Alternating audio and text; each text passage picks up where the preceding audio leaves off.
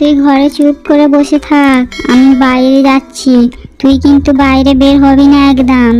আমি বাইরে থেকে শাকসবজি আনি, তারপর একসঙ্গে খাবো। না মা, না মা, তুমি শাকসবজি আনবে না। তুমি আজ আমার জন্য ফল নিয়ে আসবে। আমাকে আর রোজ রোজ শাকসবজি ভালো লাগে না। তুমি আজ আমার জন্য ফল নিয়ে আসবে। নিয়ে আসবে তোমার মা ফল? হ্যাঁ, আজ আমার মেয়ে ফল চেয়েছে আর আমি তাকে ফল দেব না, এটা হয়? ফল নিয়ে আসবো। আজ আমি শাকসবজি না নিয়ে এসে যে কোনো ফল নিয়ে আসবো। আমি যাই, জঙ্গল থেকে ফল খুঁজে নিয়ে আসি। তুই ঘরে বস।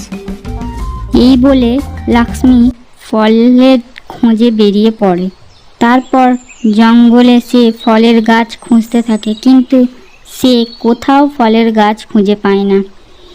এই দিক ওই দিক, এই গাছ ওই গাছ করে, কিন্তু কোথাও ফল পায় না। তারপর লক্ষ্মী বলে, হায় রে, মেয়েটা কত শখ করে আজ ফল খেতে চেয়েছিল, কিন্তু কোথাও তো ফলের গাছ খুঁজে পাচ্ছি না। এখন আমি কি করি? যাই দেখি, অন্য জঙ্গলে গিয়ে দেখি। এই জঙ্গলে ঘুরলে হবে না। এই বলে লক্ষ্মী অন্য জঙ্গলে চলে গেল ফল খোঁজার জন্য। গিয়ে সেখানে দেখলো অনেক ফলের গাছ। তখন সে বলল, বাহ বাহ, এখানে তো অনেক ফলের গাছ, নিচেও অনেক ফল পড়ে আছে। যাই, আমি নিচের ফলগুলো নিয়ে যাই, কেননা খাবার নষ্ট করা একদমই ভালো কাজ নয়। যেই লক্ষ্মী মাটিতে পড়ে থাকা ফল কুড়োতে যায়, এক শিকারীর জালে আটকে পড়ে। বাঁচাও বাঁচাও বলে লক্ষ্মী চেঁচাতে থাকে।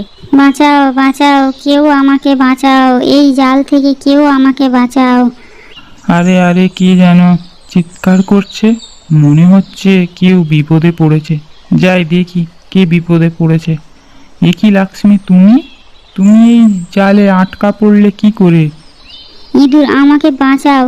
আমি এখানে নিচে পড়ে থাকা ফল কুড়াতে এসেছিলাম। শিকারীর জাল না দেখতে পেয়ে আমি জালে আটকা পড়েছি। আমার ঘরে আমার মেয়ে পথ চেয়ে বসে আছে, আমাকে বাঁচাও।